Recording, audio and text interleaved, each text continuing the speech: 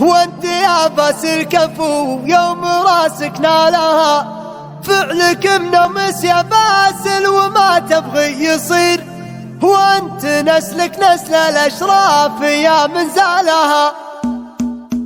السعد على يمين الفخر من لاحطين في تباشير الفرح والشعر غنى لها، جزلة الابداع حادت معانيها تسير، وارتفع صوت الفخر في صدى شيالها. الف مبروك وبعد جيت الوجه السفير، باسل وكفك مواقيف فعل طالها، من وسط امريكا وجيت القرمال امين، والكويت الغالية مرحبا من جالها. يا مهندس والشهادة انت في فعل كبير، وانت يا باس الكفو يوم راسك نالها، فعلك منمس يا باسل وما تبغي يصير، وانت نسلك نسل الاشراف يا من زالها. يا ولد من هو يجامل لي يا صاح الندير، باسل اللي كل وقفة فخر يسعى لها، ما يرد اللي تناصاه فالامر العسير، والامور الكايدة ينثني لافكارها. اي والله ان باغراع تزاهم تكسير، وقفته دون الحمايا يدرب لها، عزوة ما تقبل الظن والذوق المرير، تشرب جراح الفعايل بفعل رجالها، دايمين باغراع مواقف يدير، كل صعب ويرتقي فوق حد اطوالها.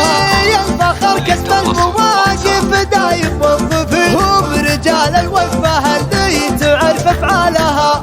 السعد على يمين الفخر من لاحطين في تباشير الفرح والشعر غنى لها، جزلة الابداع حادت معانيها تسير، وارتفع صوت الفخر في صدى شيالها. الف مبروك وبعد جيت الوجه السفير، باسل وكفك مواقيف فعل طالها، من وسط امريكا وجيت القرمال امين، والكويت الغالية مرحبا برجالها. يا مهندس والشهادة انت في فعل كبير، وانت يا باس الكفو يوم راسك نالها، فعلك منمس يا باسل وما تبغي يصير، وانت نسلك نسل الاشراف يا من زالها. يا ولد من هو يجامل لي يا صاح الندير، باسل اللي كل وقفة فخر يسعى لها، ما يرد اللي تناصاه فالامر العسير، والامور الكايدة ينثني لافكارها. اي والله ان باغراع تزاهم تكسير، وقفته دون الحمايا